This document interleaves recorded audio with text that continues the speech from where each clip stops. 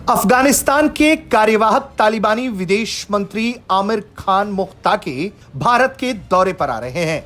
इस खबर ने सनसनी मचा दी है क्योंकि माना यह जा रहा है संयुक्त राष्ट्र सुरक्षा परिषद ने उनकी नई दिल्ली यात्रा को प्रतिबंधों में से छूट दी है। जानकारी है कि 9 से 16 अक्टूबर 2025 तक के बीच वो भारत के दौरे पर आएंगे। इसको लेकर भारत के विदेश मंत्रालय से सवाल हुआ। सवाल के जवाब में विदेश मंत्रालय ने क्या बताया है, यह आपको भी सुनना चाहिए।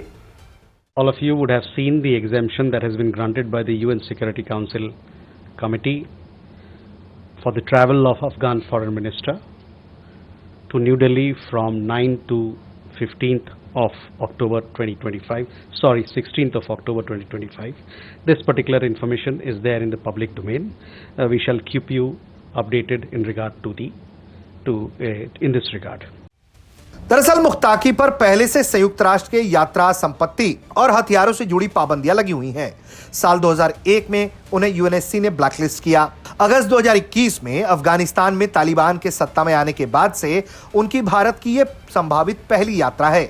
अफगानिस्तान के किसी भी मंत्री का यह पहला भारत दौरा हो सकता है। संयुक्त राष्ट्र ने मुख्ताकी को तालिबान का अहम नेता बताया है। वो अक्सर अंतर्राष्ट्रीय वार्ताओं में तालिबान का प्रतिनिधित्व करते हैं।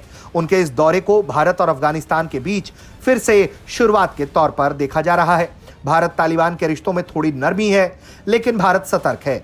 भारत अफगानिस्तान के लोगों के लिए हमेशा ही खड़ा रहा है, क्योंकि भारत हमेशा ये कहता है कि भारत और अफगानिस्तान के लोगों के बीच का संबंध सबसे बड़ा है। तालिबान की सरकार को भले ही भारत ने आधिकारिक तौर पर मान्यता नहीं दी है, लेकिन दोनों पक्षों के बीच संवाद जारी है। इसी साल मई में विदेश मंत्री एस जयशंकर से मुख्ताकी की फोन पर बातचीत हुई थी।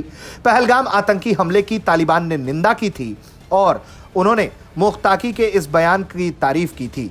भारत अफगान दोनों ही मुल्क अपने रिश्तों को सहज करने पर जोर दे रहे हैं। इसके साथ ही साथ भारत अफगान के रिश्तों में फैलाई जा रही गलत सूचनाओं पर दोनों ही विदेश मंत्रियों ने चिंता व्यक्त की है। यूएनएससी की बात करें तो ये तालिबान प्रतिबंध समिति में कुल इसके 15 सदस्य हैं और हर फैसला सर्वसम्मति से होता है। अभी इस समिति की अध्यक्षता पाकिस्तान के पास है और रूस और गयाना उपाध्यक्ष हैं। पिछली बार मुख्ताकी का भारत दौरा इस वजह से टल गया था क्योंकि उन्हें तब यात्रा की इजाजत नहीं मिली थी। भारत लगातार ये बात कहता रहा है कि कोई भी देश अपनी जमीन का आतंकवाद के लिए इस्तेमाल ना होने दे। अफगानिस्तान भी इस बात पर जोर देता रहा है। हालांकि पाकिस्तान से उसके रिश्ते अब सहज नहीं रहे।